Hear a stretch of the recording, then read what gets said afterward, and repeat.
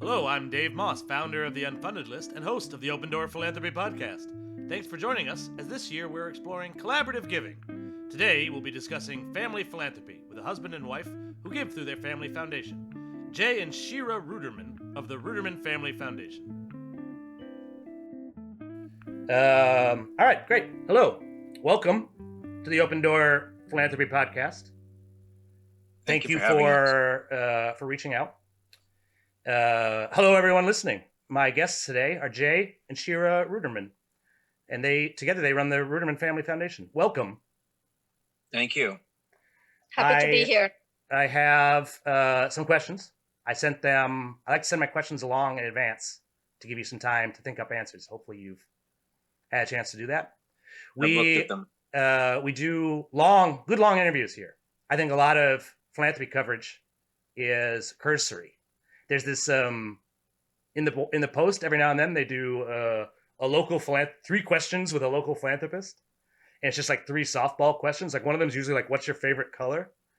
And it's always been just like a pet peeve of mine because I'm here at Unfunded List. We read proposals from folks who are really trying to figure out philanthropy and how it works, and I don't think any of them care what your favorite color is.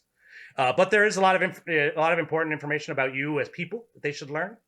Shira and I were just talking about how sometimes the work culture in America can be impersonal, right? We can try to make things very transactional, right? And remove our personhood and our personalities from the work. And I think nowhere is that more evident than in philanthropy when you're sending grant proposals and getting them rejected. It's a very impersonal process for these folks. And I understand from giving grants myself, you can't talk to everybody who wants to be funded by you, right? You couldn't, there were not enough hours in the day, unfortunately. So hopefully this is a chance for the ones that really want to hear in deep what you have to say, to learn more about you and everything. So if it's all right, we're going to dive right in. I'd like to start at the beginning. Where did each of you grow up, and what were your childhoods like?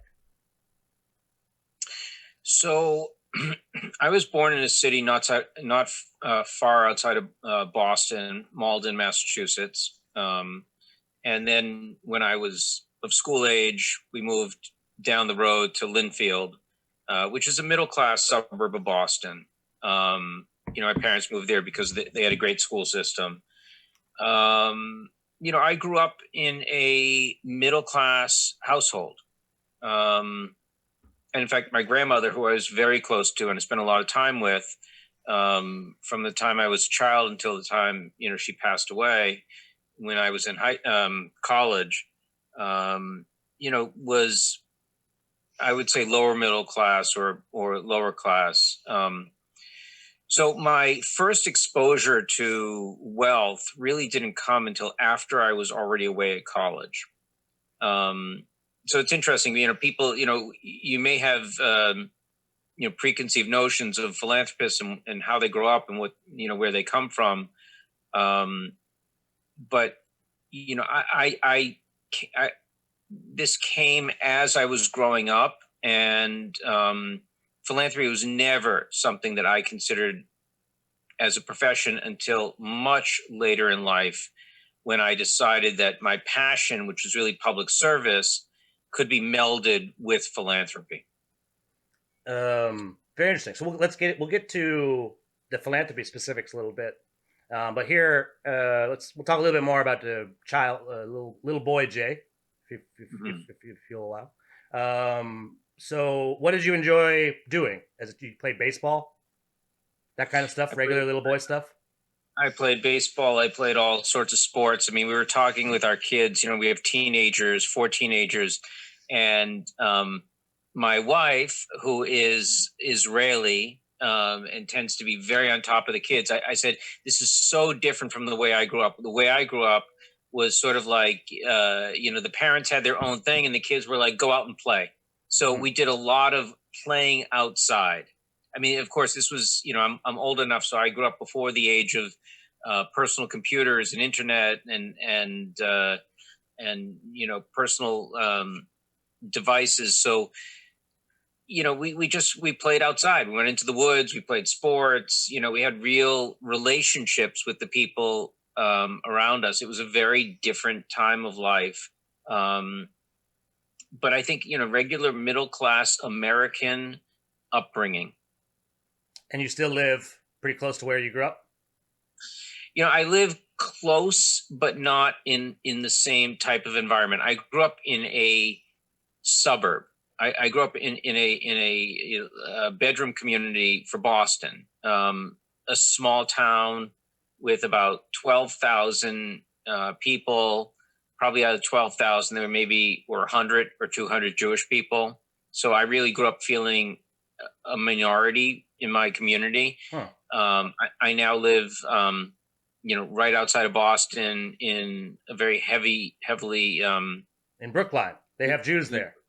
in Brookline, a big Jewish community. So it's a very different type of existence, and we're also right smack next to the city of Boston. I walk down the street, and I'm right next to Boston College, and right in the heart of the city.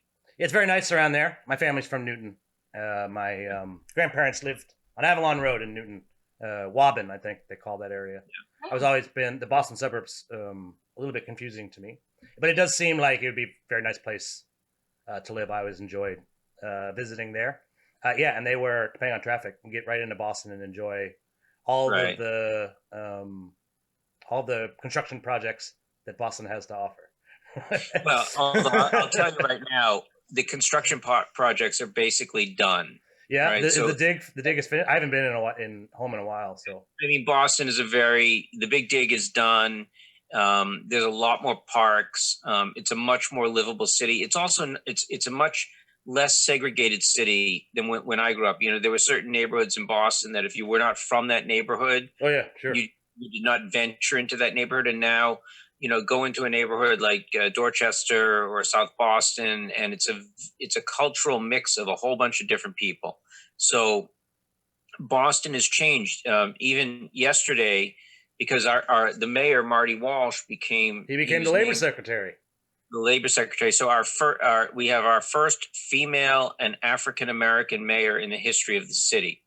And there's an election coming up in the fall, and most of the candidates are minority candidates. So Boston has changed a tremendous amount because it used to have a real stranglehold by the Irish Catholic community really dominated politics, and it's a different city now. It's a completely different city from when I grew up. Oh yeah, Ayanna Pressley as well. You were seeing a lot of different kinds of representation. Still Kennedys though. There's at least one Kennedy in the mix. Well, he is actually not. Joe Kennedy is not a member of Congress now because he ran for Senate against Senator Markey, and he lost in the primary. My guess is he will run for something again. He will run for something again, and he is very talented. I happen to know him, and he's a great public servant. But the Kennedy name, at one point it was like royalty. Well, particularly, and if we are Kennedy both from. Ran, there was a certain part. We're both from New England. What's that? You're right. So I'm from Maine, Right. and there's a Kennedy compound in the Belgrade Lakes region, about 10 minutes from Waterville. Actually, Right. I've gone swimming with I hung out with Joe a little bit when we were kids. We're exactly the same age, I think, and Kate and several others. And in the area there, it's you're right. It's the biggest possible name. That's the biggest family and everything, and all across the U.S., but particularly in New England. And you're right. I think it's for the best that we're including. I think it's more voices. I think it's right, and I think also the Kennedy name, which certainly is still substantial, but a lot of people who grew up, when President Kennedy was president and Senator Kennedy, they're no longer around anymore. So I think that people respect the name, but it certainly doesn't carry the automatic support that it used to. Yeah, well, he lost his most recent election, so there's some evidence of that. But yeah, I think it's important for folks who trying to understand politics, who may be from outside of New England. You can't really underestimate just how revered the Kennedy family was by almost everybody. Shira, you are from Israel. I've been there, and kids play outside there. When I went, there were children running around the streets everywhere. Yes. Was that you? Were you running around in the streets unaccompanied? Yeah, I grew up in Israel in one of the largest cities, but my neighborhood was a very remote neighborhood from the center part of it. And I was spending a lot of time outdoors, but also did some other things. Like I used to dance in a folk group. So I was many hours at practice as a kid, as a young girl, and knew very peaceful, I call it life. Grew up in a very middle class family. My parents were first generation in Israel. So, we had to start everything from scratch and pretty much work very, very hard to make small things happen. One of the things that they tried to impress on me the few times I've gone to visit is that compared to America, children are generally afforded more freedom. And I remember in particular there's one holiday where the children all build very dangerous contraptions. I forget what it was called. I don't know if you remember what I'm talking. Lag BaOmer. What is it called? Yes, it was Lag BaOmer, where you put fires out and people bonfires. Mm-hmm. Yes. So well, just in general, a lot of freedom, and that is one of the reasons why it is the entrepreneurial nation that it is. Would you generally agree with that? Nodding. I agree that the culture. Yes, I said I agree that in Israel the culture is more independent for kids. You want to see them doing for themselves and push them to think and to create more than to serve and to give them the solutions and the opportunities. I mean, things change like all around the world, but absolutely, you need to advocate for yourself. You need to go and explore. You need to go and do things on your own in order to deserve the independence that you want. But also we have to remember in age 18 in Israel, you enlisted to serve in the army, and it's a mandatory participation as part of being a citizen. And I think it has a lot to do with the overall approach, because if a parent knows that in age 18 your kid is leaving the house, right, and going to independent way, you have to understand that prior to that they already preparing themselves. So independence is part of the process of growing up. It is in high school they expect you to already take responsibilities and participate in some duties for societies, which here in America, when I raise my kids here, it's completely different. My kids are not expected to give 100 hours in grade ninth, in the ninth grade, 100 hours of volunteer to their society. And then in 10th grade, they have to do a personal commitment, and it's mandatory. It's not like if you want, and it's not for the college resume. And it's not like I just need, but I don't really care. It's like you have to. It's part of being a citizen in this country. And it makes a big difference. You're growing up different, understanding that you are part of something bigger than you. And there are things that are not just about the individuals, they're about the group and the tribe and the community that you have to sacrifice in order to be part of. But things are changing, and not all the time for good. I mean, Israel is becoming, very wealthy country, and as a result of it, things change in values and society. But I hope that the core issues of giving back, serving, being an independent thinker would not change for many years to come. Terrific. So you enjoyed growing up in Israel then? You sound very passionate. You sound very passionate about it. I enjoyed it. I love it. I miss it for my kids at many moments. Little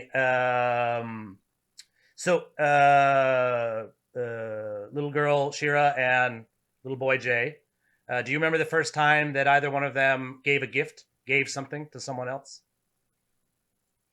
I don't know if I remember specifically a gift, but I remember growing up and going to these Sunday morning synagogue breakfasts where they were fundraising for different things for the synagogue or for the Jewish community. And I remember our role was to serve.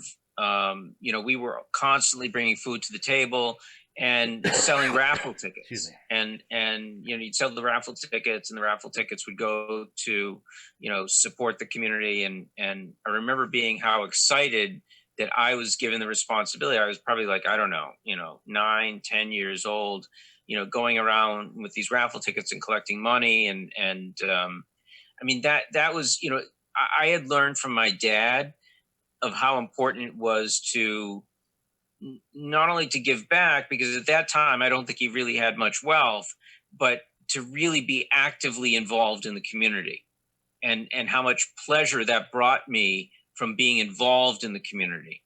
And that's really what I took away from, that philanthropy is not just about, for most people, about giving, but it's about volunteering, and it's about, raising money. And there's so many different aspects to philanthropy that we often don't talk about. But that was my, I think, earliest childhood memory. So I did not know the word philanthropy. I mean, was a very foreign word to me. But we grew up in my household, and also in Israel, the word philanthropy was not familiar, not clear, with a lot of sense of responsibility, giving back, and charity. It was 3 core values that I grew up with. I remember, if I go back to being in elementary school in 5th grade, we had back then a group of many immigrants from Russia came to Israel, and we were asked to be assigned to a new student coming and just work with them, tutor them, culturally to help. And it was a moment that, she did not know a word of Hebrew. I did not know a word of Russian.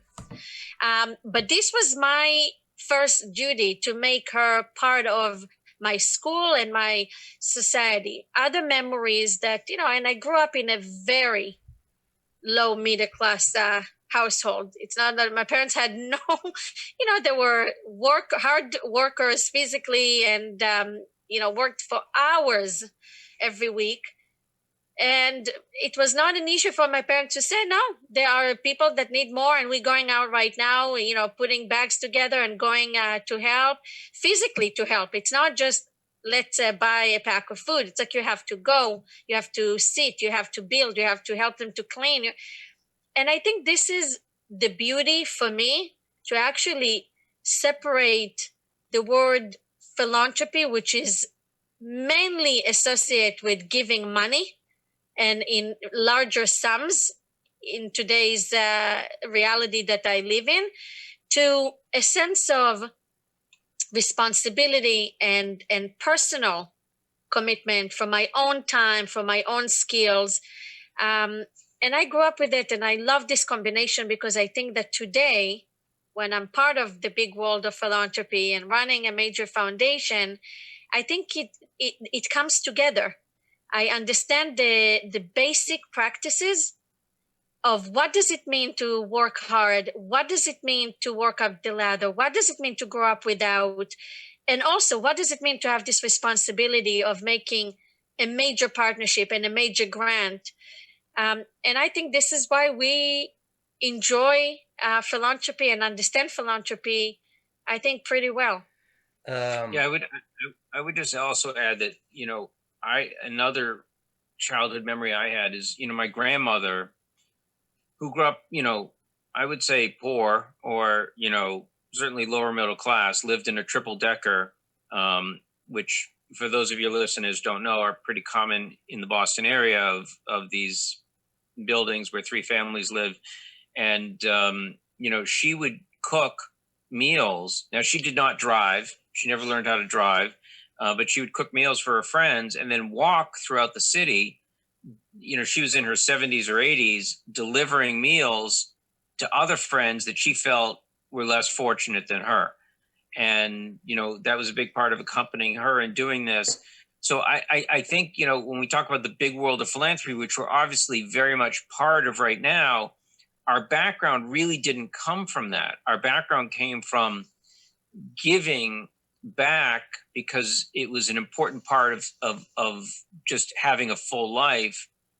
And it didn't necessarily mean how much you were giving back. It meant that you were actively involved in trying to make the place that you were living a little bit better.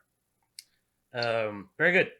I really like asking the question about childhood giving because so usually most children don't have their own money, so it forces you to think outside of the just standard. Right, I gave a gift to some folks.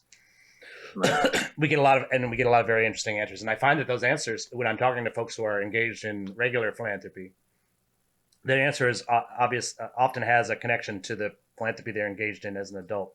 And that's definitely the case here, right? Your first memory is in Jewish communal giving, and in relation to your other family members, right? You're now running a Jewish family foundation that engages in Jewish communal giving. Your answer was right about your passion for Israel and general welcoming nature, and you're doing work on that front still.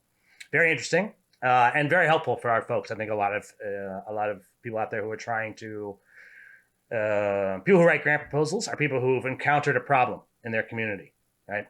And they're trying to solve that problem. And they probably don't know anything about who philanthropists are and everything. And that hearing that they are human beings, right? Hopefully will be helpful for them with their grant proposals. You both talked about the definition of the word philanthropy, which is something that comes up often on the podcast. I have I've had about as much time as anybody to talk about what the word means. I think I have a pretty good working definition. I should give a lot of credit to my father, who is a retired U.S. history professor. And he read all of the books available about the history of philanthropy. And so when it comes to the American Institution of Philanthropy, our working definition is that it's the donation of excess capital to solve social problems that cannot be solved within capitalism. So in general, it's an extra capital activity. So I would say that not all giving money is philanthropy. For instance, there are corporate giving programs that are about that where not long ago some executives figured out that advertising can be purchased more cheaply through philanthropy, right? And it's fine. People are being benefited, right? But that giving is intra-capitalist, right? It's bottom line connected. When you're doing philanthropy, there's no bottom line you have to worry about. You get to give the money away. You could give it all away if you want, right?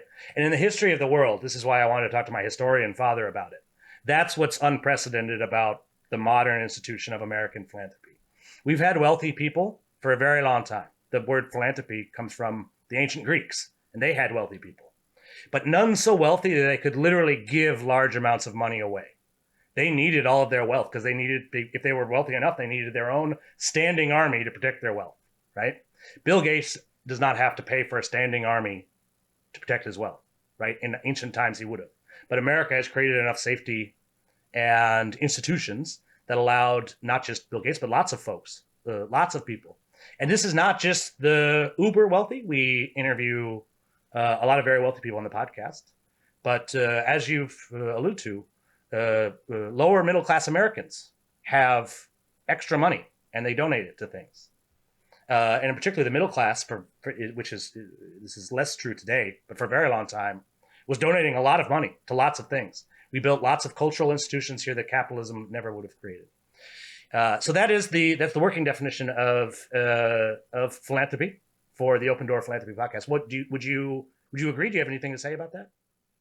Well, I mean, I think in the basic, philanthropy is the love of your fellow man, and wanting to try to leave the world a little bit better than where you found it. Mm-hmm. I mean, we have a very specific way of approaching philanthropy, which is very defined and focused, and we tend to go narrow and deep. We're also focusing on areas where we feel there's a vacuum that there's not a lot of people giving, and that we can provide leadership. I think that comes along from the fact that, both Shira and I were very involved in the world of politics and the world of public policy. And so we have a very specific way of practicing philanthropy. First of all, when we get involved, and we're only involved in a few issues, but we look for a vacuum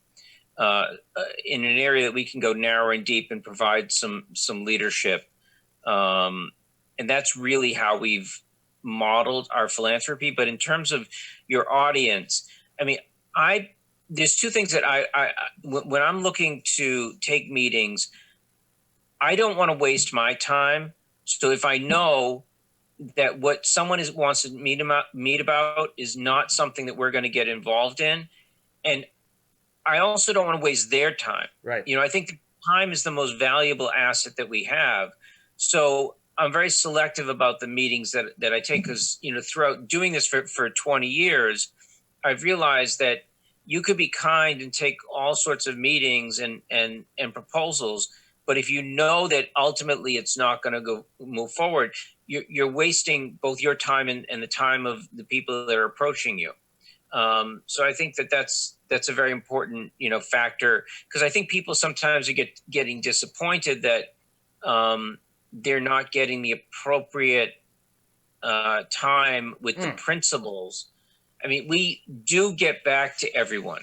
There is someone on our staff that will get back to everyone. We're not throwing the proposals away, but we're very cognizant of what can work and what can't work. And we're open to ideas that we think may work with us. So I just think that that's an important thing that for people to understand. Well, I like to, yes, I agree. And it is a very common a question that we'll get when so in addition to the podcast, most of the time I'm reading people's grant proposals that have not been funded and trying to talk them through, right, what the best next steps are. And in most of the cases, the person that they submitted that proposal to has not talked to them about it. And they're frustrated by that. And I see, right, sometimes that, depends on the funder. I'm like, yes, that funder should have talked to you, right? Other times I'm like, he couldn't possibly. There's only so many hours in the day. There is a story I've told on the podcast several times, and I tell to the applicants often. One of the very first public RFPs in American history, and this is something my dad found when he was doing the research for us, so I should give him the credit.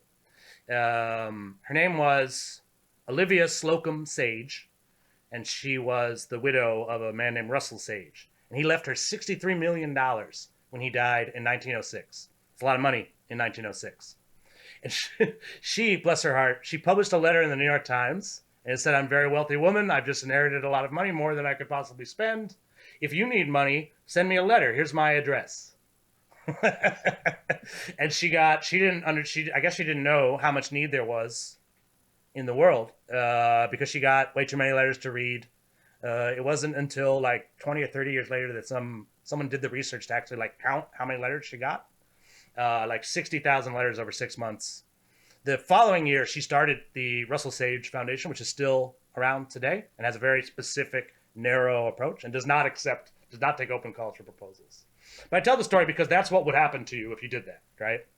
And it's the reason why folks choose narrow approaches. And I believe that connects and supports the Moss family's working definition of philanthropy.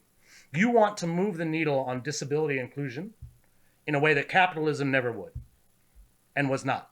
On its own, capitalism wasn't doing it. So you used excess money that had been made from capitalism to try to move the needle in a way that a bottom line program couldn't. Yeah, I mean, I think what philanthropy can offer, because we're not governments, okay? We're not collecting taxes. We don't have the amount or the power of a government. But where philanthropy can add value is where you show innovation. And you show innovation in a way that can inspire governments. Like, for example, our foundation has a longstanding partnership with the Israeli government and the American Jewish Joint Distribution Committee to push the Israeli government to be more innovative in the way that they include people with disabilities in Israeli life. now we have a contract with the Israeli government, and they are bought on to this, so that they said, listen, as these pilot programs roll out and we see success, we will then change Israeli policy to be less segregationist towards people with disabilities and more inclusive. I mean, that's a model of sustainability. That's a model of us putting the money forward and saying, okay, we're going to, demonstrate for you innovation through pilot projects in conjunction with you, and really change, policy. But I think that that's where philanthropy steps in and does something that the government may not have done. You could talk about Andrew Carnegie building, I was about libraries. to bring up Andrew Carnegie. It was very Right. similar to what you just said. He would pay. They had to pass a law before he would build a library, saying that they were going to fund that the library would be public, open to the public, and funded by the public. And that's Right. why we have hundreds and hundreds of Carnegie libraries across almost every town in America has a free public library.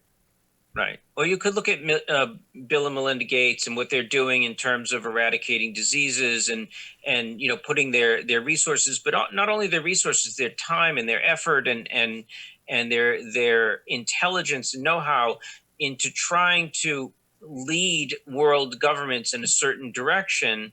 I mean, I think that what happens in governments is they don't often have the time or the resources to practice innovation. So they're dealing with triage. And when you're a foundation, you can really show innovation. And I think that that's the added value of philanthropy. Now we take it another step, saying, okay, we don't necessarily want to join the crowd. We don't want to get involved in an area that is overly saturated, because that's just not the type of philanthropy that we practice. We're trying to provide leadership and showing a new direction.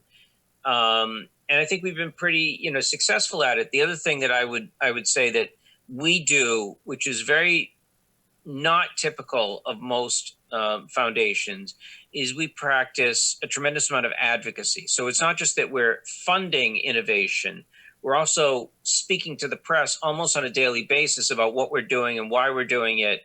And we're also, speaking about injustice where we see it, and sort of leveraging our background and our position, everything that we've done, and calling out corporations or entertainment studios or celebrities and saying, this is not right. And by doing that, because we have the credibility, we're also getting influential people in society to respond and say, okay, I've thought about this, I'm going to take an action.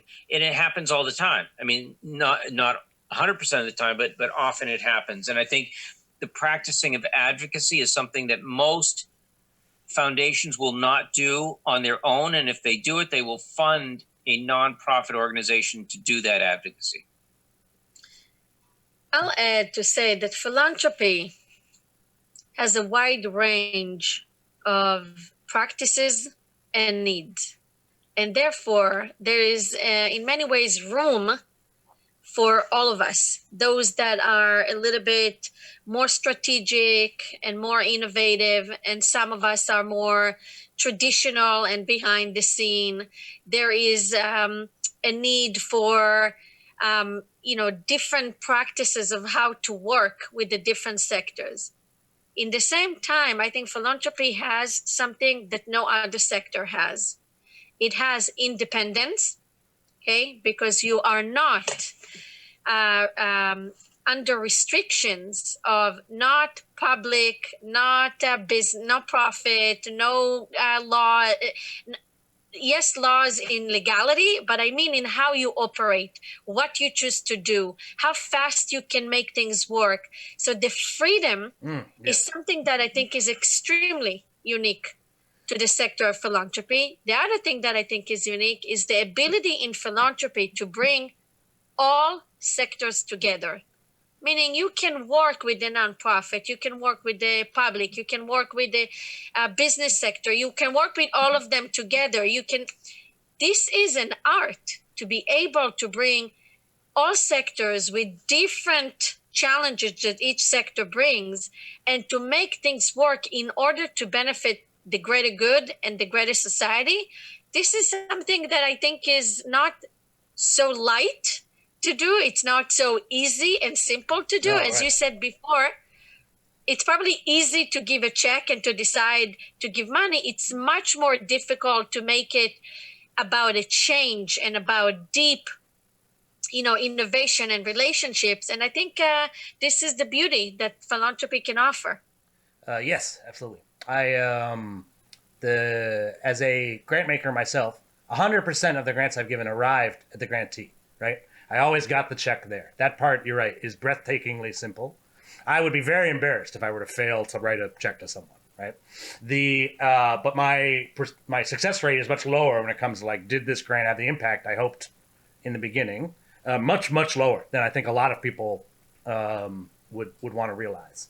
And I want to get a little bit narrow. So there's philanthropy, right, which is quite large. One could engage in philanthropy through a variety of vehicles. Zuckerberg started an LLC to do it and got some criticism for that. There has been a rising number of folks starting donor-advised funds, which has caused the industry to change quite a bit because previously everybody who had a family foundation like you, that information is public information with the IRS. And we can go and look it up, and there's a level of accountability there, right? That doesn't exist with an LLC or a donor advised fund or someone giving their individual dollars, right? And often, right, particularly with our co-review partnerships. So we partner with a Boston area organization called the Massachusetts Institute of Technology, MIT. They have a variety of grant-making programs that they run on campus, innovation challenges and whatnot. And so these are folks from all over the world who have cool ideas, and they've applied to MIT for support and money and funding. And my committee, we co-review these independently. We're not part of MIT's process. We co-review them. By far, the main question that they all have, right, is like they know how to apply to MIT. They know how to apply to USAID, right? They can check the Gates Foundation website and look at their very specific RFPs and see if they're a fit for that, right? Lots of philanthropy is very clear on how they're going to engage in it. They often are like, well, this family foundation, everything they're saying in their websites and their white papers and everything is exactly in line with the work that I'm doing, but they don't accept, they're not taking meetings, there's no, right, and they're left kind of, they've sort of hit a wall. So I'd love to give you a chance to, right, imagine, right, that's the position of a lot of the folks who listen. And I will say that when I'm talking to folks that want to get into the family foundation space, I often recommend specific podcast episodes I've done. And so talk directly to them, right? I'm going to change the wording of the question a little bit, but I'll give some of the background. So there's currently about 50,000 private family foundations registered in the U.S. Your 501c3s, the 990 is public info. And the combined endowment's well over $1 trillion. And you're required to give 5% a year, right? That's the basic accountant's prattle. And you don't pay taxes on the endowment. Beyond that stuff, you pay some taxes. Yes, I guess that's true. It's a little bit different. I run a 501c as well. Ours is a public charity. Right. I would pay income taxes, I think. I'm not as involved in that. But yeah, these folks aren't necessarily interested in like which taxes you pay. But like, tell me about the work, because you're both working full time. Like, what's the day to day? What are your weeks like? What are you doing? What are you taking up your time with? What is a family foundation, and what does it do? Okay, so I think that there's a saying that once you know one family foundation, you know one family foundation. Yeah, I say it. We say that all the time here. Yeah, that's great. And every family foundation takes on the character of the family. So there are family foundations that are very passive, and they meet a few times a year. They write some checks. They decide these are the things that we want to fund. The particular trustees like certain projects or the connected school they to went certain to, alma maters. Right, exactly. They have certain things they want to fund, and they fund. I would say, first of all, let's look at what a family foundation is. The United States government allows private families to put aside funds and to create the corpus of a foundation for the benefit of the public good. So the money that our family has set aside is public money. Now, we are allowed under the law to administer that and to decide, where it goes, as long as it goes to a charitable organization or a charitable purpose. I mean, that's basically, in a nutshell, what the law is. Shira and I are activist philanthropists. There's not a lot of examples of it, but there are some. I would say, look at Bill and Melinda Gates. We're not only giving away, I don't know, hundreds of millions, billions of dollars, but they are actively involved in studying and on the ground and being involved in terms of what they're doing. We are activist philanthropists. I would also describe myself more as a social activist. I am engaged, which I don't think most people know what a social activist is, but I am engaged in a day-to-day effort to try to change certain things in our society. And that's what I do with my time. The philanthropy aspect of it is a smaller aspect, because especially if we're doing larger grants, those grants take a lot of time in terms of negotiating and understanding and working with partners that you trust and people that you like and you have, similar goals. But a lot of what I'm engaged in is advocacy, speaking to the press, using social media, trying to advance the cause. One of the things that we've taken a leadership role in is promoting the authentic representation of disability in popular media. So we're working with the major studios in Hollywood, where the major players.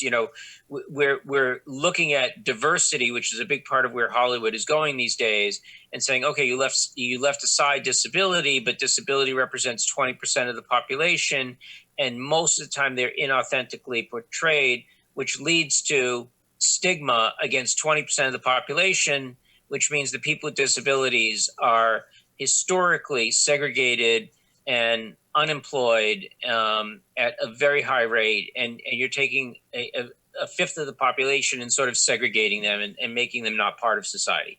So a lot of what I do is building an agenda and actively involved in that agenda to try to change that aspect of society, because I really believe that our leadership will change the world for a lot of people and their families.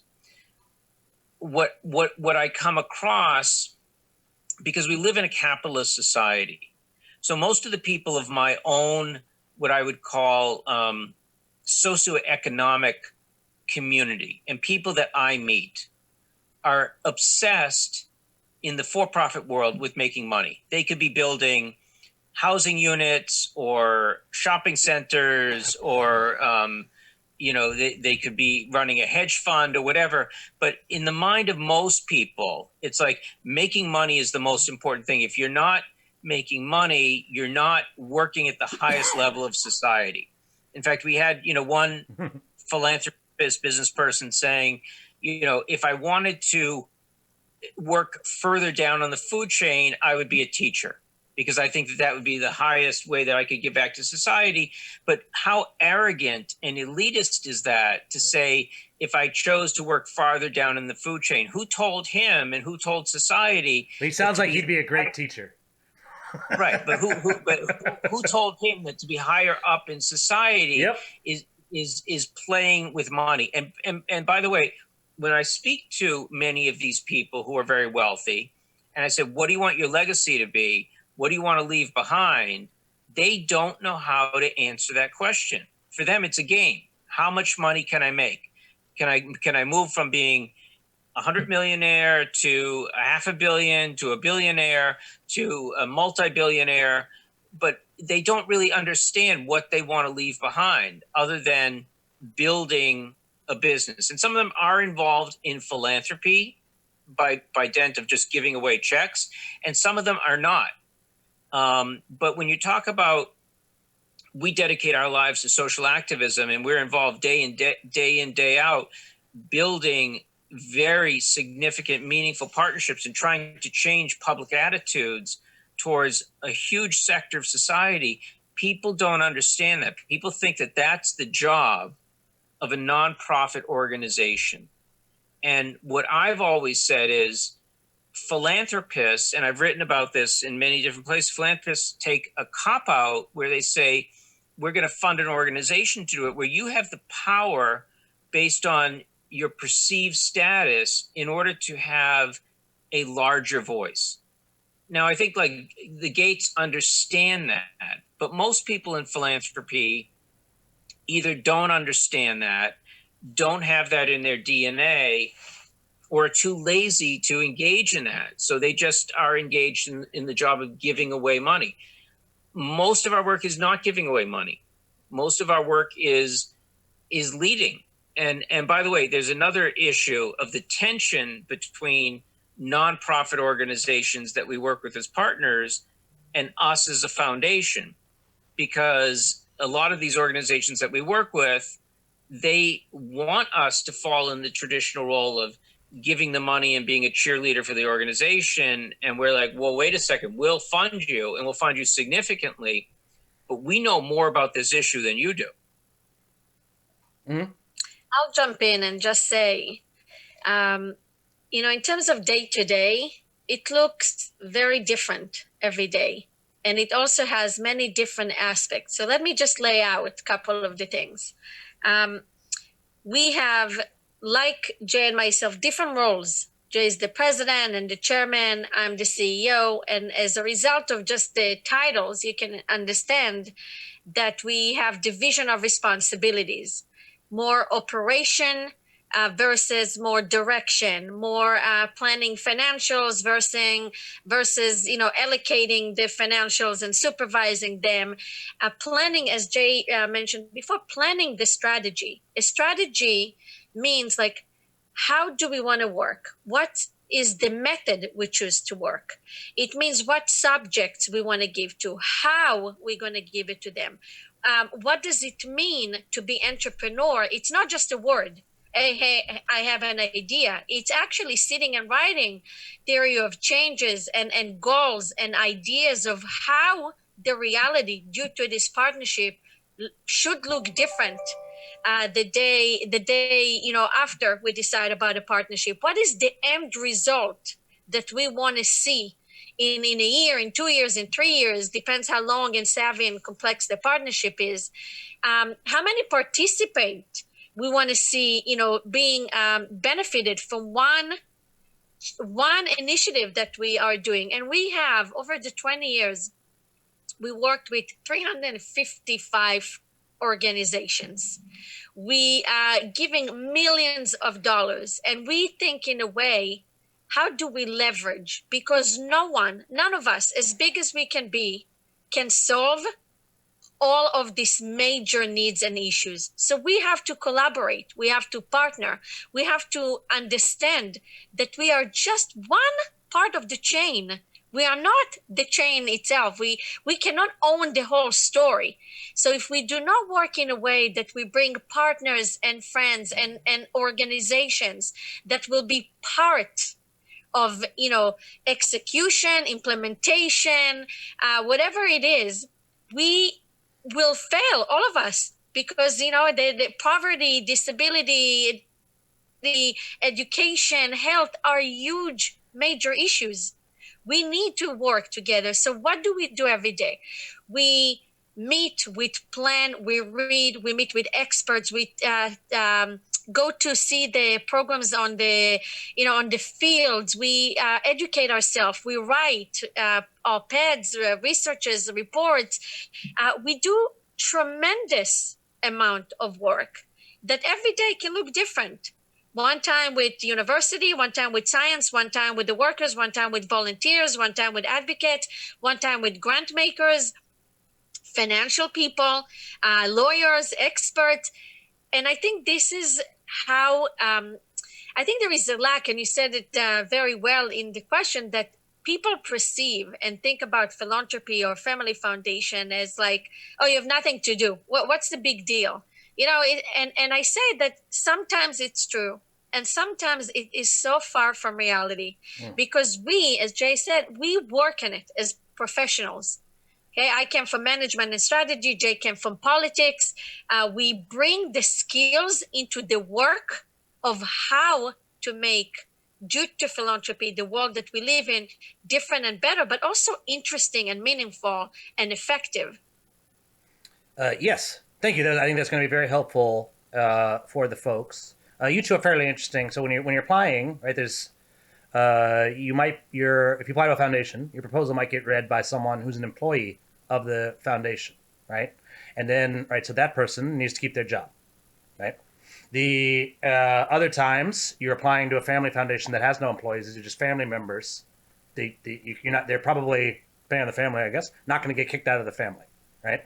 So it's a much different. You should really understand the role of the person who's reading your proposal when you apply to these places, because I think that's going to change your language. A low-level program officer at the MacArthur Foundation isn't going to be suggesting a bunch of risky stuff outside the box to her boss because that's a good job for her to have. She wants to keep it, right? She's going to follow the rules and everything. I think you folks are interesting in philanthropy because you're both family members and professionals, right? It's just one of the reasons why I really wanted to ask both of you that question, and I'm glad I did. You talked a little bit about the tension between grantees and applicants, and this is certainly something I deal with here. We work with grant makers that want to provide more value to the folks that they're not funding, right? Will partner with us, and we've built a program that's able to do it. And it means that I'm often talking to these folks and they bring their misperceptions about family foundations to me. I think we've covered a lot of very interesting stuff. So I think we should just sort of summarize. Of those 50,000, the vast majority are the family member, no staff type, right? They might periodically meet. You guys are unique in family foundations in that you're doing it full time, all the time, year round, right? Right. It's a big decision to make. And you had careers before this. Yeah, I mean, I think in my case, I was engaged. I'm an attorney by training. I was involved in politics for many years. So my love is public policy and to be able to change on a grander scale issues facing the public. Initially, I saw philanthropy, when my dad first said, I'd like you to get involved in running the foundation, I initially turned him down because I was very involved and interested in politics. And I really believed that was where, true change could be made in society or actually a bigger change. What I came to realize over the years is that I could build a philanthropic organization that would allow us to be extremely impactful. I followed two principles which we adhere to today, which is one, we go narrow and deep. We do not focus on many different issues. We focus on a few issues and we focus on them very, very deeply. The second thing that we follow is what was the second? The same program. That we look for a vacuum. We look for a vacuum in something that's needed in society but is not well funded. And so, we are coming in a leadership role. And there are not many funders there. So, for example, in the Jewish community where we started, disability was approached, and there's a historic reason for this, which we could get into if you want to, but disability was approached as segregationist, separate schools, separate housing, sheltered workshops, exclusion from religious life. I mean, it was really a segregated society, and it was a form of charity. We were helping those less fortunate than us by providing them separate ways to live. And we, in conjunction for learning from others, said, no, people with disabilities are a substantial portion of our society. They have every right to be included in every aspect of society. They have the right to go to and be integrated into our school system. They have the right to live in our community amongst us. They have right to work in companies as regular employees earning a salary. They have a right to be involved in religious and community life. That was sort of a challenge to the society. In terms of the Jewish community, what we did is got very heavily involved in the Boston Jewish community, in the Jewish educational system, in employment, in synagogue involvement. But then we mapped out the national Jewish community, and we looked at organizations and we said, okay, you're not addressing this issue. So we brought our expertise, we brought our funding, and we were able over the years to change the culture of Jewish organizations so now inclusion of people with disabilities is a main tenet of most Jewish organizations. That took decades, and it took, tens of millions of dollars to change it, but it also took a tremendous out of advocacy, speaking to newspapers all the time, being involved in social media, doing interviews, and ultimately, I think we changed the principles and changed the values of the Jewish community. I think entertainment, which is something we fell into by accident because we began to be critical of popular entertainment where you would have very famous actors playing a disability, and then we began to challenge the entertainment industry. And one of the dichotomy between funders and the organizations that we fund, what we found, because we initially said we want these organizations to be in front in terms of advocacy, but one of the things that we found is that we are much more nimble. We can speak out very quickly. Usually if something comes up, if a celebrity disparages someone with a disability, or if a company does something wrong, we can speak out very quickly and very forcefully. We're not afraid of our own shadow. We're not looking at a huge bureaucracy that we have to look at our business structure and our board and say, can we say something? And by the time we say something, it's too late. Right. So we found ourselves in the role of being an advocacy organization. And then, and not only speaking out, but producing white papers that backed up what we were saying and did the research, and partnering with major organizations within the entertainment industry, like the Sundance Film Festival, the Academy Awards, Variety Magazine, and working with the studios, and first being very critical, but then giving them praise for where they'd include people with disabilities in their shows. So we went off on our own, and we had an approach, and we were able to do it stronger and faster. And that's how we became an advocacy organization, which I think is a role that philanthropists should take. Mm-hmm. But so I guess I was able to take my passion for politics and put it into philanthropy. There's many people who, come into philanthropy for many different walks of life. And they're like, listen, I mean, I've met philanthropists, but like, I'm an investor. I know how to invest. I really want to focus on the money that the foundation has, and to grow it and to make it more. And that's what excites me. I've had other people, believe like, hey, I'm not really into this. I was born into this, or I came into this, and, I really want to meet organizations that I like and fund them. Or I'm involved in, I think certain causes are really important, like the environment. So I want to find the best NGO working in that area and fund them. Yes. Or local, there's a local organization. I'm really attached to what they're doing, and I really want to fund them. There's so many different ways. I think what happens is when people approach foundations, they're passionate about their idea, but they don't really know who they're talking to.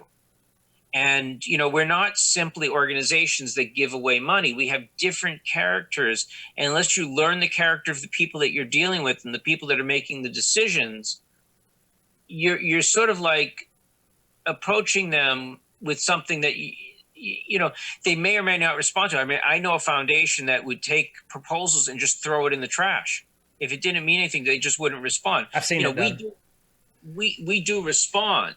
But I do think you have to know who you're talking to. It's like if I went into a business meeting, I want to know who I'm talking to. I want the background. I want to talk to my staff. I want to say, give me the background on who I'm talking to. Yeah, Why am I taking why am I taking this meeting? Is this a good use of my time? Well, this is very good advice, and I think as foundations go, you guys have done. You're making it very easy for people who are interested in the work of the Ruderman Family Foundation to find out what that work is. Right, you're publishing white papers, and you're doing like other foundations. They're not being as narrow and deep, right, or targeting vacuums. They're targeting areas of funding that are right. Funding Harvard is very low risk, right? That Griff's going to go there. Harvard's going to do something nice with it. You'll get to go to a nice event. Your friends will like you. Like, there's really no risk at all in doing that. Which is why, and Johns Hopkins, same thing. It's why and if you're wealthy enough and you do a large enough gift to one of those well-known institutions, then they write a very nice article about you too, right? Very not just low risk, but it's benefit, relevance benefit, and personal PR benefit and everything. When you go in the direction that you have and you start doing things that I imagine you knew this beforehand, that some people would object to what you were doing, right? You can, not all philanthropy, some philanthropy, absolutely no one objects to it. I'm making a gift to this children's hospital, like probably no one has an objection to that. But there are people who don't like your philanthropy, and you knew that going into it, right? You don't need that. Right. But at the same time, you are one of the things that is kind of important about foundations, especially these days when you got a lot of people talking about cancel culture. You are more or less uncancelable. It allows you to pursue things. No one can boycott you because you're not selling any products. Right. And you can continue to pursue specific aims. That doesn't mean that we're not criticized, and we do. Oh, you certainly are. You much more so than the average. You've been. Right. People have written, and so and you have to sort of get used to it. Like one time we took on a movie where Alec Baldwin was playing a blind character, and we were very forceful because we really wanted to make a point to Hollywood about you wouldn't have a Caucasian actor playing a African American character, Hispanic character, Asian character, or Native American character, but routinely playing disability seen as great acting. And really the issue is an exclusion of an entire class of people and not giving them the opportunity. So we came down very hard on this on this movie in order to make a point to Hollywood. And I had the New York Post write an editorial against me. So it's like some people would be like, crawling underground and saying, oh my God, I've been criticized by a major newspaper in the country. But, you get used to that. You're like, listen, I believe in what I believe in. I think I'm making a difference. And by the way, since then, we've had CBS, NBC. We're going to have some other major studios coming on board and saying, yes, we agree that we should open all our editions to people with disabilities, and we will change the world. But you have to realize that people are going to criticize you all the time. Well, and in the capitalist world, right? That would be a huge concern. Shareholders would be worried, right? You might right. start seeing your profits go down and everything. You're able to do this, and I think it's a good thing that what you've done. As an actor, I like to think I can play anything, right? But right, it's good to have push on these things. Like I said, capitalism on its own will sometimes do stuff that's not ideal.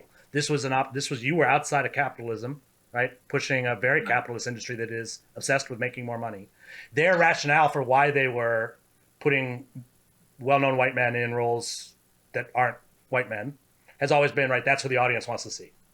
Right, that's who buys tickets. We won't if we do other casting. We won't. Right, and that's wrong. That's been proven wrong quite a bit. And I think you helped them prove that wrong. So it's now become a capitalist thing to be inclusive on that front. And when it couldn't have been done inside capitalism, it's very successful intervention that you should be. And the other thing that I would just say is that we're not part of the industry. Right. We are not. I don't have a stake in the entertainment industry. I'm not. Funding films and TV shows and so forth. So we are truly an outsider coming in and saying this is unjust. Yes, it's much different than when Ron Howard says it and then makes a movie. Right, featuring a diverse cast and makes money off of that. Right. Which is great. It's good. It's good work for him to do, but it's much different. You're taking on much more risk, inviting much more criticism, and you can take it, right, and move on. It doesn't affect you're still able to run the foundation, no matter how many times the New York Post writes about you, right? You can run the foundation. I would just say that, there's a personal toll that when you are criticized all the time. I mean, I would say it's akin to being in public life in politics where people are criticizing you. You have to learn to say, they're criticizing me for about what I'm saying and my position. They don't know who I am as a person. Right. I think that's the dichotomy that you have to be able to internalize. Yeah, but there are two other things. I think that they're key to what you both saying in the question and in the answer is the art of relationships. I mean, in order not to have tension, and in order to have cooperation, and in order to have people listening to you, if it's in the entertainment world, the academia, it's about relationships, it's about approach, it's about sustainability and also responsibility that we own in our roles, meaning the fact that we're a funder doesn't mean people need to listen to us, right? It's not because like, hey, you're a funder. Oh, sure, open the door and you're great. You have to prove yourself. What type of a funder, who you are as a person, what motivates you in your values. And it's true to fundraisers and it's true to grant making, meaning before you write a proposal, ask yourself, do I know how I write it, why I write it, what motivates the other person that will read it? Did I make a personal connection? Is it important to, like, we got to this situation in our culture that we live in, that emails and text and proposals by all mean feel like a replacement to the most important part, which is your relationship. Do we know who we're talking to, why we're talking, what is meaningful? And you know why is it important? Not just because you're going to get the grant or you're going to get the studio to sign, because you're buying allies that believe in your values. And you're buying relationship that can be long-term versus short-term. And you're creating a change that is multiplied by your investment. And if we all, people working in the area of philanthropy, understand the art of listening and responding, the art of relationship, the meaning of the words that we all say, by advocating, by writing, by creating campaign, by anything, we will understand that philanthropy is bigger, more important, and most importantly, are ran by values and not just by issues. They ran by people that committed and not just by people do their jobs. And I think it makes a difference because we see and we are, all of us through media and through social media, wealth is growing, philanthropy is going to grow as a result of it. And we all want philanthropy to be impactful, meaningful, and doing what we all can be benefiting from, which is the good of the public. And it can be in many ways, research to initiatives.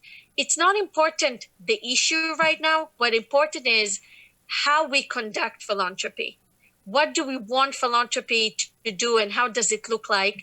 And I think sometimes in relationships with organizations, with partners, we push this issue to the side. We don't think it's the important part, the relationship and the common values. More importantly is, can we sign the checks? Can I get the grant? Can I have you listed as a partner? And I'm saying to everyone, and this is probably the number one advice I want to give is, do not dismiss the impact of your relationship. Do not dismiss the understanding of the area that you work in, because for the long run, you will gain more than for the short run.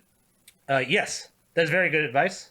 In general, the main piece of advice I give to folks about connecting with foundations that are invitation only. First, I say, right, what Jay said earlier, if you know one foundation, you know one foundation, right? And you have to keep that in mind. And second, I say, right, you have to, find out the issue that they fund and their values or whatever, and become a useful actor on that issue and wait, right? Like if you're a useful and influential enough person in that space, right? The funders who are actively trying to fund that space are gonna, right? You're going to end up in contact, right? And then you do need to make strong personal relationships. I speak to a lot of folks, and I read there is a burgeoning movement. Well, what shall we call it? Responsive philanthropy, right? More listening to the grantees. There are even grants available that allow you to work with your funder to get right listening reports and all that, and feedback loops, and it's all pretty good. Useful to some funders. Other funders, I don't think it's something that I think you're already doing the work of listening to the field, right? There are some, I think, radical grant writers and NGO folks that would like to see the whole field of proposals vanish, right? No more writing grant proposals because it takes up too much of their work. You should just trust them, right? The people who are running the local organizations, they know the issue better than you, right? You should just be automatically giving those grants. And funders should be talking much less, right? I think some funders probably should, but like I said, like our first point, if you know one foundation, you know one foundation. So it's not true for everybody. There's one like legal point that I want to make for the audience here, right? So I run a public charity, which is part of the 501c3 tax code, and your private foundation is a different part of the C3 tax code. My part for public charity, I have to pass what's called the public support test, which means that I have to prove to the IRS that people are willing to donate money to me. People who are not me are willing to donate money to me. That's how I prove to the IRS that my mission is of value to the public by showing them the receipts that the donation has been made, right? So when people say the donor's opinion doesn't matter, right, that's just wrong. That's not how it's set up. You have to be able to bring in this much in like donor revenue, and that means you have to listen to the donors and what they want. I think it's possible fundraising became too donor-centric, right? But we don't need. I definitely don't want to like get rid of the grant proposal and all of that. So it is a very common thing that we're talking about, right? And I think everything Shira just said, very, very useful, right? For people who are, especially if they're trying to work in a new space and they find a new funder that they're interested in, right? I think that I would just add, a couple things that, the most successful partnerships we've had have been where we're working with someone. It doesn't have to be the CEO of the organization or the president of the university or whatever. It's whoever is responsible for our grant, that we have a good working relationship, meaning philanthropy is not all that different from business. You want to work with people who you enjoy working with and that they value you as a partner. The other thing that I would say is trust. If you don't trust someone, I would run as far away from them as possible. And one of the things that I feel, because I worked for 5 years as an assistant district attorney where I dealt with, criminal defendants and defense attorneys and court clerks and judges and police officers and so forth. I have a pretty good sense of people. And that sort of guides me because certainly at my age, I want to spend my time working with people that I like and that I trust. And, in the business world, I've run into many people who control a lot of my money, but they're not such nice people. And they act like jerks, and their attitude is like, well, I have your money in a hedge fund, or I have your money, in a real estate investment, and it's locked up, and we, have the legal right to do what we want. Fine, but you're still a jerk, and I don't really want you. It's possible we have the same money manager. And it's like yours sounds a lot like mine. I don't really want you in my life. I think philanthropy gives you a tremendous amount of freedom that you really want to work with good people. And because the number of causes out there that are necessary and important it's overwhelming. I once had a conversation with Howard Buffett, who's the grandson of Warren Buffett, and he was running. I'm friends with Howie. You mean the Columbia professor, or the one that runs the foundation? No, from the foundation. All right, so I know. So Warren Buffett established 3 foundations for his children. One of the children is essentially a farmer. When he was exposed to the magnitude of need, emotionally, he couldn't deal with it. So his son, Howard, took over running that foundation. But I'm just saying, it's like the amount of need out there is overwhelming. And I've never met anyone who's coming to us with a grant proposal where I've taken that proposal and said, this is not important. I may say it's not for us. It doesn't meet, like what we're trying to do or whatever, but they're all important. But I do think people do not idly write grant proposals. It's because they're facing something serious.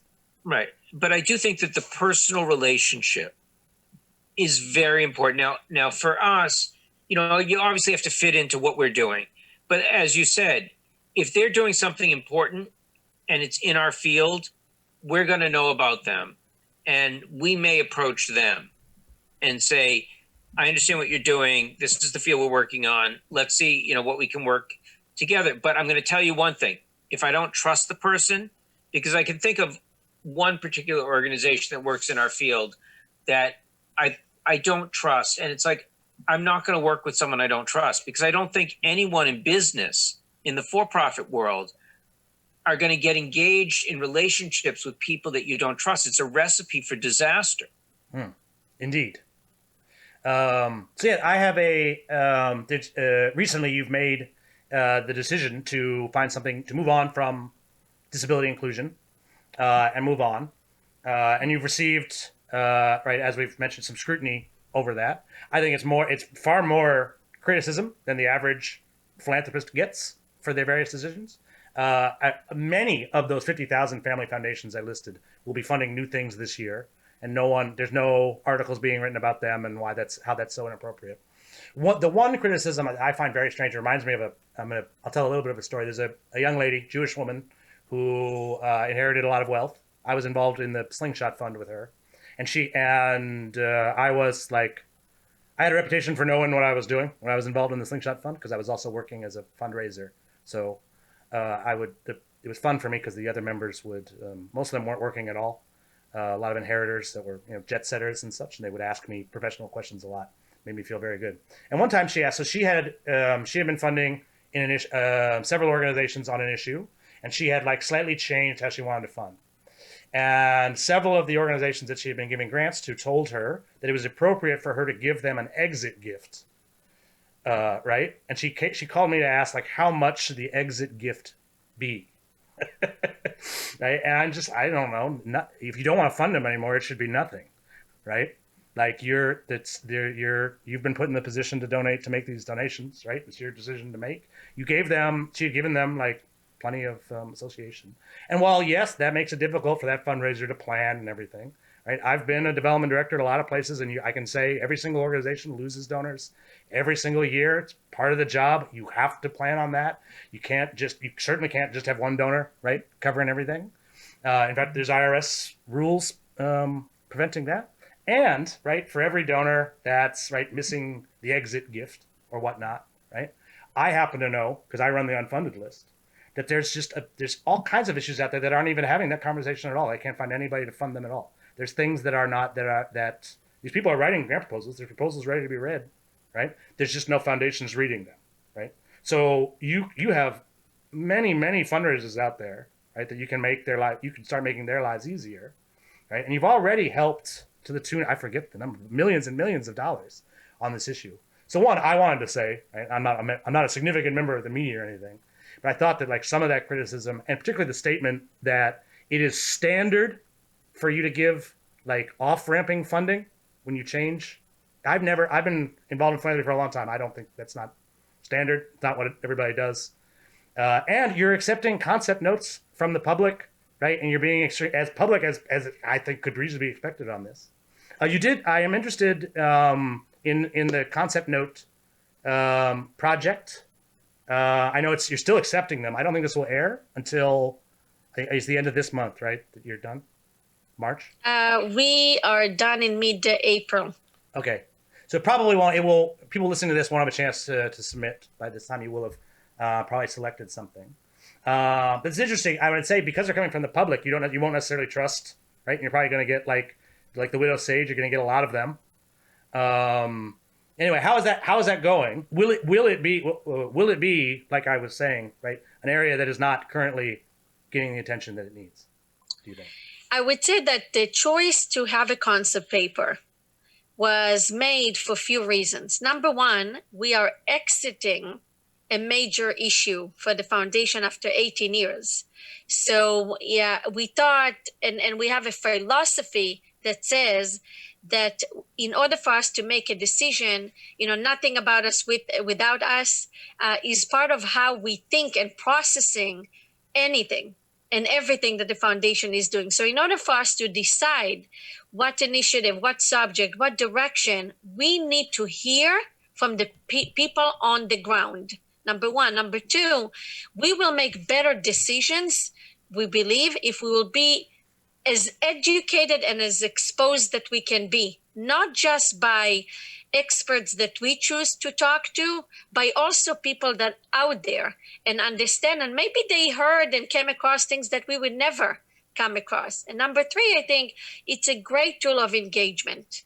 We believe in engaging with the different sectors and the different people we are working with, if directly or indirectly, and having an opportunity to be heard or educate us or expose us in a transparent way will allow people, A, to know how we work, what we do, B, to allow us to get to know people and issues that are out there. We truly believe that it's a very important and interesting way to work. We got a lot of good feedback that it's a very open approach, very transparent approach, that people are excited about having the opportunity to come across us and we can come across them. And I'm actually excited. Our staff is happy to see what will be submitted, how many ideas, what areas, what categories, and how we need to make our decisions to continue this engagement, which I think is going to be very fascinating. So let me address a different point that you brought up about, criticism. So first of all, most of our grants are multi-year grants. And we gave our grantees a heads up that we're going to be exiting. We've never reneged on a grant. Right, you made all your gift agreements, got to the end, and everybody got the amount that they had been awarded and everything. You weren't. Well, and some of them have not gotten to the end. Some of them will continue for years going forward, and we will always, pay off our grants. The thing is that when you are engaged for 2 decades on an issue, and you really feel that you've brought it just about as far as you can bring it, that you've taken disability rights and disability inclusion, and you've made it a central value of your community, you've already put it in a motion where I don't think it will disappear. Like I once had a conversation years and years ago about a program that we were funding, but we decided to stop funding, that had to do with it was a very expensive program, but it was in Boston to create jobs for people with disabilities. And it created hundreds of jobs. And I went on a walk with some of the heads of the NGOs who were running it. And they said, if you don't fund it, it's going to put us in a difficult position. I said, wait a second. 20% of your community has some form of a disability.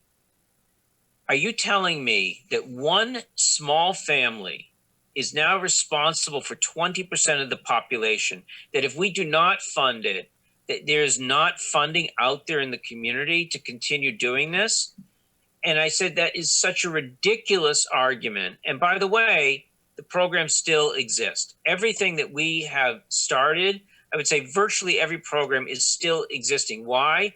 Because for the communities that we invested in, they've become such an important part of the community. And I would say that the more sophisticated organizations understand that, like, I remember talking to one of Jewish federations, and they said, "How do you do it?"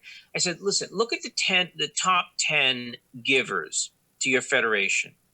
My guess is that a number of them will have children or grandchildren with disabilities. Have you approached them and had a conversation about helping people like their family members through the community?" And their answer was, "No, we haven't done that." I said, "Well, do your homework.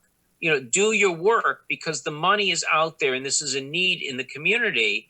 And so I think that the idea that a foundation in perpetuity has to fund a particular issue when they feel like they've brought it to a level where it's accepted in the community is a false perception.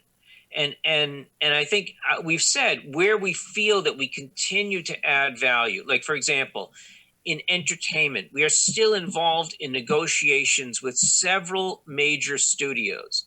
That will continue until we feel like we no longer have a role in Hollywood. But I do think that, when by the way, we've had nonprofit organizations in midstream decide, hey, the person that you've been dealing with for 10 years, we're taking that person off and we're putting her in a different, area, and you're going to work with someone new, and they're not consulting us on that as a business partner. So, the way that we've reacted to that is like, okay, you've now changed our business relationship. We're not going to pull out. I'm going to pay it all off. Here's one check. Here's our entire commitment for the next, 5 years. Good luck. You're pursuing a new, field. But, we feel that the best way to go forward is to have open communication where you trust the people and it's worked out and people understand, okay, you've changed our world. Now it's up to the world to accept it. And by the way, if what we've been involved with, if the world doesn't accept that this is a value, we've done a bad job at what we've been doing. And I don't think we have. I don't think you have either. The exact same thing happened to me once as a fundraiser. I had a couple donors to an organization I had brought in. I knew them very well. They were, in fact, I had actually known one of them since I was a child. Right? So it was very much my relationship. But I wasn't the boss of the place, right? I don't get to choose everything. But like my relationships are still my relationships. They tried to take me off of those grants and give it to somebody else, somebody higher up than me. Right? But they didn't know them, right? And I mean, I said the whole time that's not going to work. You're going to lose me and you're going to lose the funder. And they did it anyway, and I was right. They lost me and they lost that funder. And that funder followed me to my next organization. Right, the relationships are very important, and that's not just because they knew me. They knew me and respect my work. I happen to be fairly good at a limited number of things.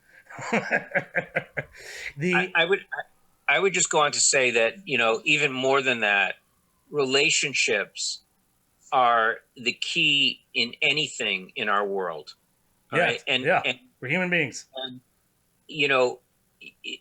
relationships matter more than anything else. And I remember, I'll tell you a short story. I remember years and years ago, my dad passed away a long time ago, but I was in a meeting with him at a law firm, and we had a hedge fund young guy present to us. And at the end of his presentation, my dad said, "Tell me what's more important when you're investing in a company. Is it the idea of the company, like their vision, or is it the CEO?"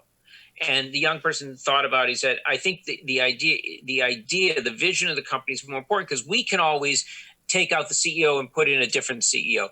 And my dad's like, "I think the exact opposite. You invest in people, and that's been the most successful. When you invest in people that are passionate and share your values, and you can trust them, that's the key to success." Very good. So I'd like to save my very big questions for the end to reward the folks that listen to the whole interview. So I have two more somewhat big questions as we wrap up here. So as I mentioned a couple times, I was on the board of something called the Slingshot Fund for nearly 6 years. I did 3 years of the cycle. My grandmother was a not quite. She funded a lot in the Boston area. Our most significant co-grantee is Gateways.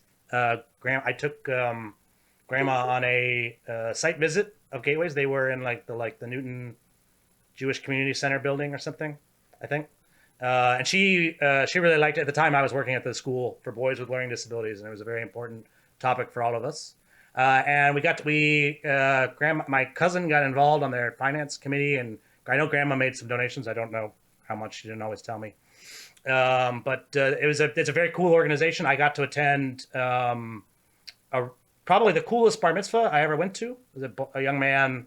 He was dyslexic and had autism, and so preparing him for his bar mitzvah was very difficult. And we had to make a lot of interesting. The most interesting allowance was so he wouldn't be comfortable talking in the room until he had touched everybody in the room. So he came in and the very first thing was he walked around and he touched all the people in the pews. I didn't know him, but he came right up to me. He was just like, he had to have that physical contact before, and then he felt perfectly comfortable and did a great reading and interpreted it all. It was a really fantastic and interesting thing.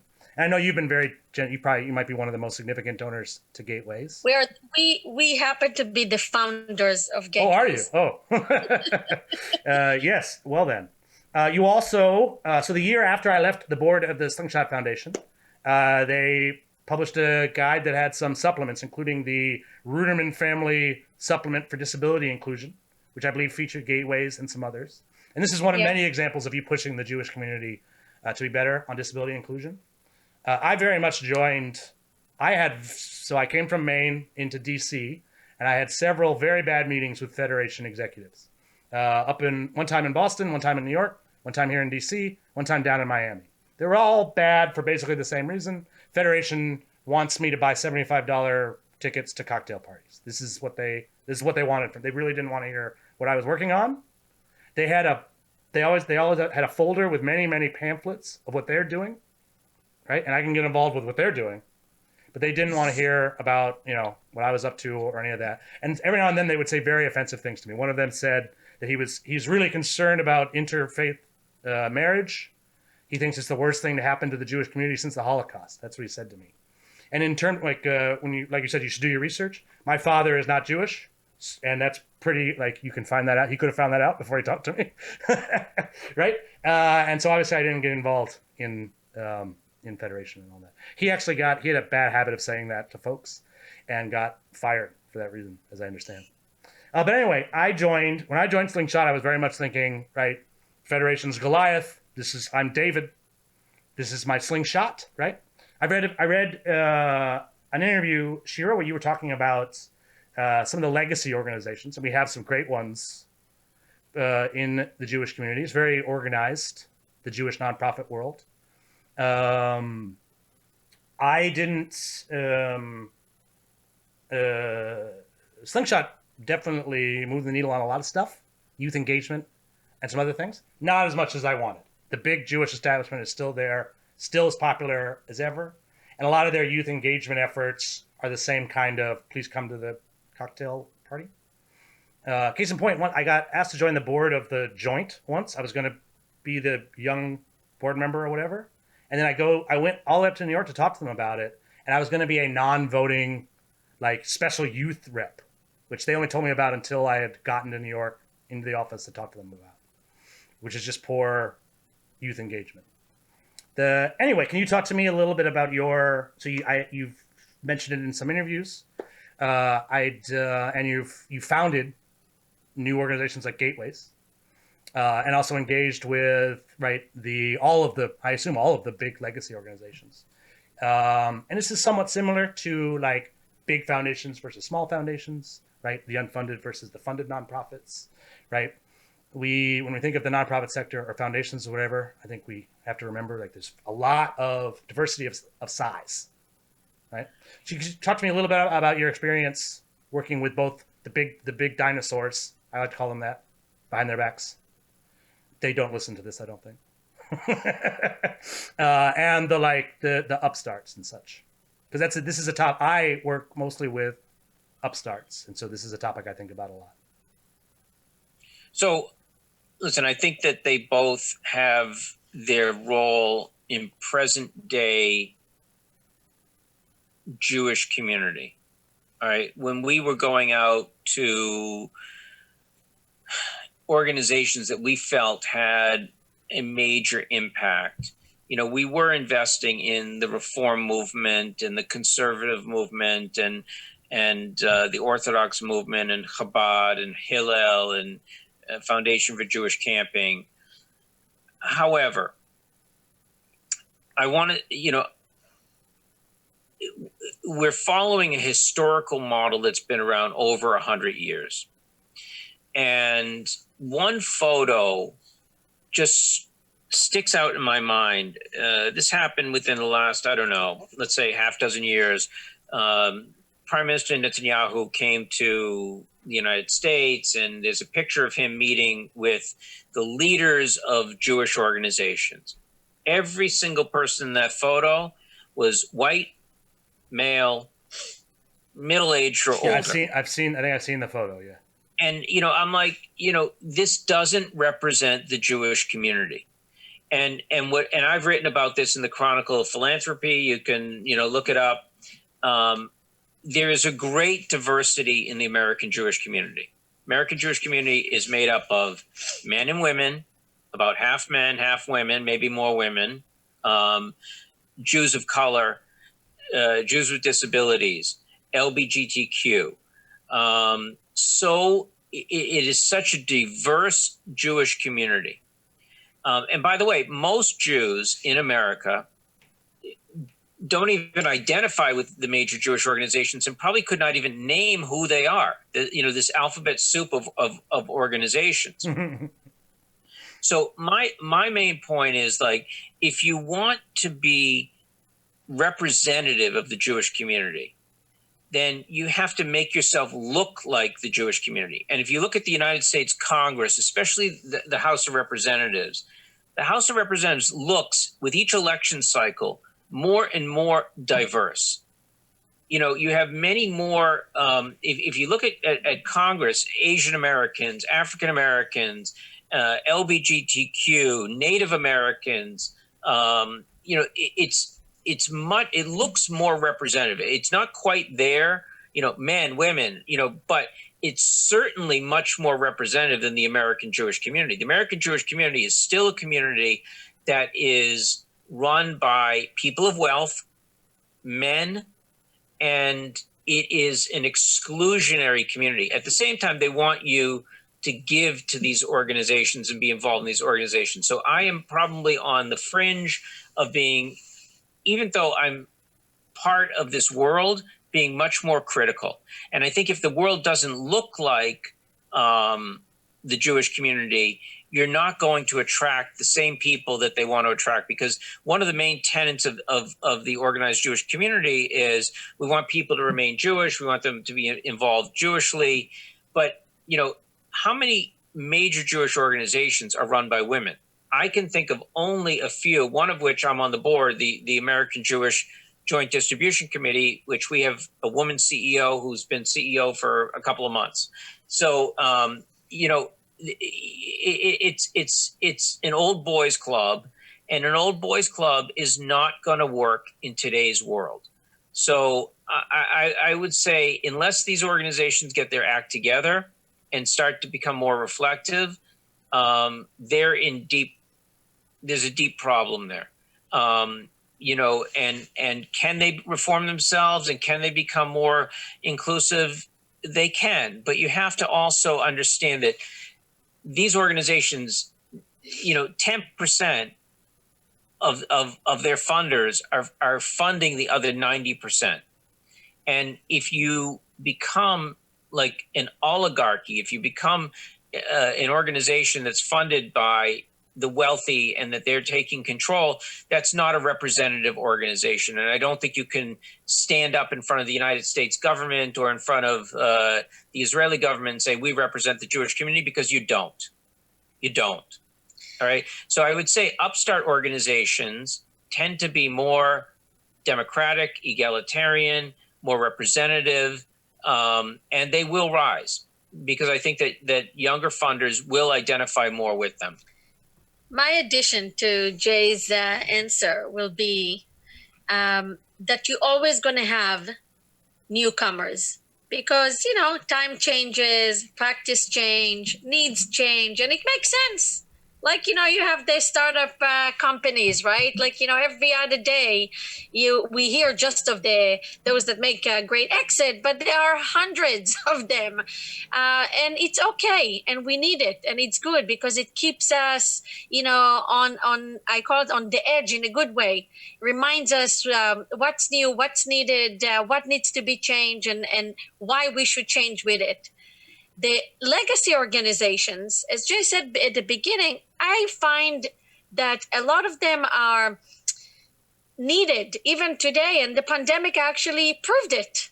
They have the most savvy presence and the largest database and many other things. In the same time, if we want to be an effective nonprofit community, and if we want to be a meaningful one that is engaged and relevant, we have to change the way we practice, the way, as Jay pointed out, how we do elections. Is it transparent? Is it diverse? Is it democratic, or someone chooses how it's being done? And these practices are possible to be changed.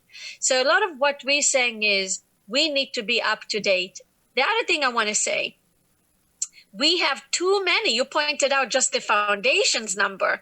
Just imagine the nonprofit, too many organizations. Over a million registered 501c3s. We don't need No, we don't. So many. It is okay to say in the nonprofit world, in the Jewish nonprofit and outside of the Jewish nonprofit, it's the same phenomena. Every time you sit with a CEO or board, they find a reason why we cannot close the organization. And I say we need to be brave. It is not fun to close. It is very difficult. It is a very difficult decision to make, to merge. And merging an organization, it is a very, very, very complex thing to do, but possible. We cannot afford spending so much money and so much time just because we're not comfortable making these brave decisions of, do we really need to open a new nonprofit? Most of the time, the answer is no. Can we merge? Now, what happens is when you sit with funders or chairs on boards, many times it's so uncomfortable for them to make this decision because it means you put yourself out of business. Now, if we want to be honest, philanthropy should aim, in many cases, and the nonprofit included here, we should be out of business in some cases, not in all cases, but we should not aim to say, oh, we wish to give more food to poverty, because then it means there is more people that are hungry in the street. We need to aim to minimize the numbers, to see how we're solving the problem and not keep providing. And therefore, if you go need by need, organization by organization, we do not always need to choose just because of ego and just because we're not comfortable to make professional decisions to keep starting. It's not like in the business world, although many business people say, well, what? Shira, in the funder world, well, what's the problem? There is a need, let them start. Let's have a competition. I said, the only difference is in the profit world, you decide at the end of the day to close a location, to merge, to sell your company when you see it's not worth it. In the nonprofit world, we're in the business of fundraising. And when you talk about people's job, no one's going to ever want to close an organization because people will lose their jobs. Yes. And their healthcare and exactly. So we need the funders and we need the board members in the legacy organization and in the new organizations to be comfortable to make these brave decisions of merging, closing, maybe not open just when there is a true need and a vacuum, and not just because we need a competition constantly. This is part of the voice we bring in. It is for sure the case. One of the more difficult conversations I have to have with the proposal writers is that, right, we don't need this. Right, you should stop. Yep. I don't say it. I say it with a lot more tact, right? But they need this, and oftentimes I'm the last conversation they've had about that particular idea. They merge or they go and they contact a specific organization. We've been talking for a while. I have one more large question I'd like to ask. I talk to a lot of funders, my own funders and others, useful for the job that I'm doing. Jay, you mentioned politics a few times. Currently, there's a tie in the U.S. Senate because of the special election in Georgia where we elected a Jewish senator and an African American senator. And I would say that that two very common issues that I'm talking about with funders, and that in many cases that they're considering launching new funding efforts, are around anti-racism work. The big foundations are all talking about it. I also think that anti-Semitism is part of that. Sometimes it's exactly the same thing.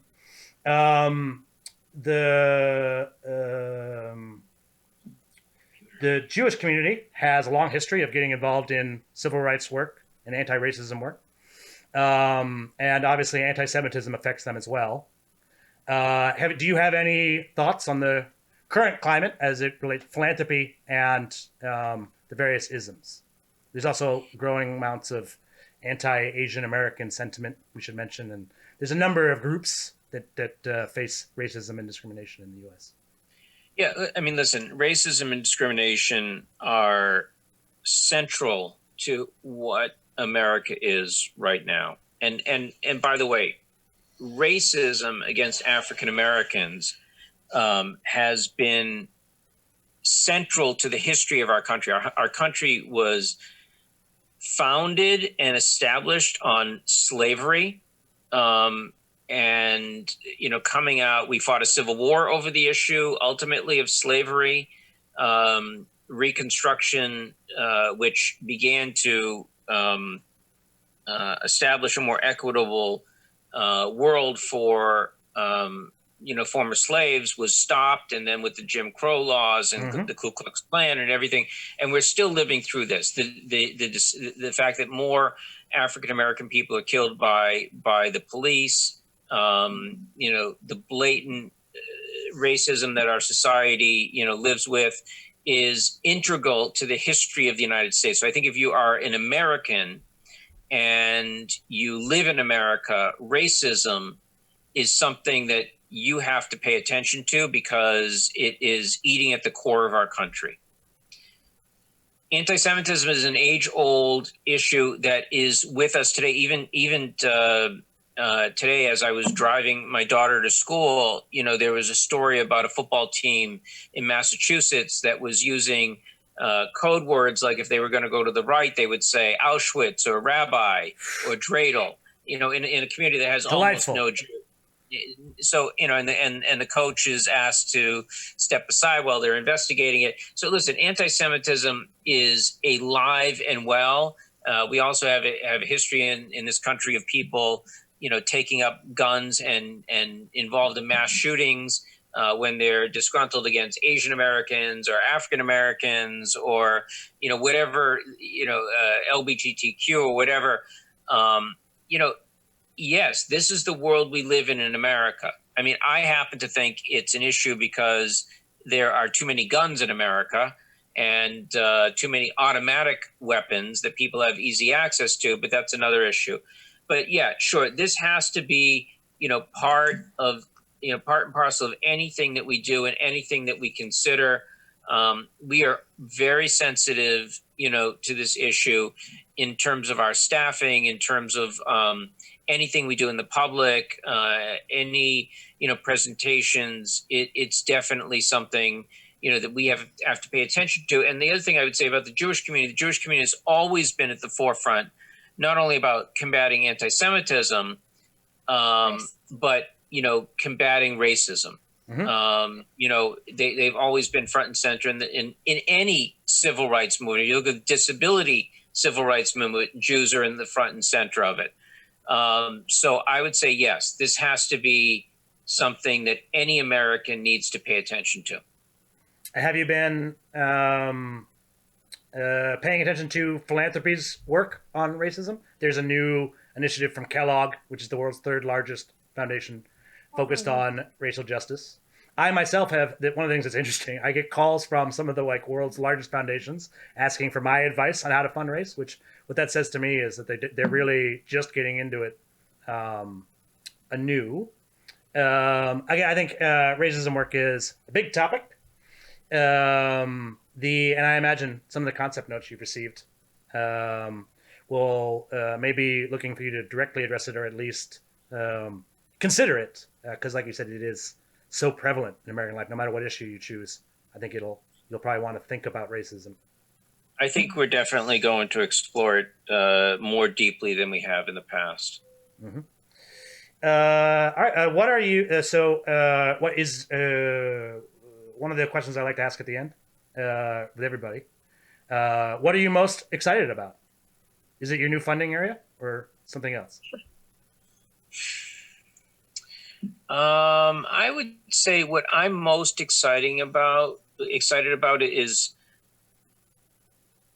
finding the peace and harmony and the human relationships that are going to better my life and that I'm going to be able to contribute to, because there is an aspect of life that is sort of a rat race, where you can get stuck in a rut and be involved in, a whole bunch of meetings and go forward.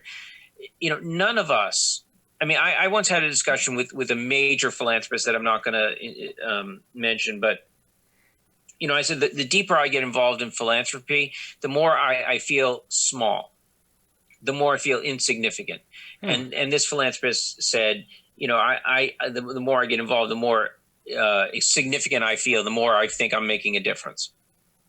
I think we all have to be humble, and I think we have to realize that any of us can make some difference, but we can't change the world. Governments can't change the world, never mind, philanthropy. So I think you have to be involved in something that excites you and that gives you meaning. But a big part of meaning is the people that you work with. You got to be involved with people that you love and that you like being around and that you trust. And that's what excites me. Finding a community and finding partners that I really feel I want to spend my life engaged with, because a lot of our life is engaged in what we do professionally. That's very good. Shira, I want to hear what you're excited about, but I also want to just get the more involved in philanthropy you get. I think what Jay just said was very interesting. Does it make you feel smaller or bigger? I have to say that I'm in the middle. It doesn't make me feel bigger because I don't believe in, but it does make me feel good and meaningful, and that we do make a difference. And I also feel like Jay, very small. Like we are just one part of this whole story, and we remind ourselves that all the time, because it is very confusing, and I think it's sometimes dangerous, because when you get confused, and it's not just in philanthropy, it's in business and in its life in general, it can take you off track. You have to stay grounded and humbled, and money is something temporary, that can it's not what defines you, and it's important to remember that, because this is our way of viewing it. We're raising kids, and we want our kids to know the great feeling of a hard work, and understand what does it mean to be you, by finding yourself by values and by choices you make, and not by wealth. And we very much believe in it in our day-to-day. This is how we raise our kids. What excites me, I have to say, it's a combination. I am excited by the small things, by having a good day, by having small realizations in the small things around me. It makes me very, very happy to see and realize that every day from the beginning, and not just to get lost in the big things, because sometimes they're very confusing. And I'm also excited by not just the direction of the foundation, by all of what we did this year of processing and bringing it all together. Just makes me realize, like, oh my God, how much work we put into it and how many people were affected by it. And it's such a empowering but humbling realization. And on my personal note, I'm excited for my kids to finish, another year, to move forward, to hopefully see, some direction of going back to some good routine in the near future. And seeing them growing and having experience and opportunities.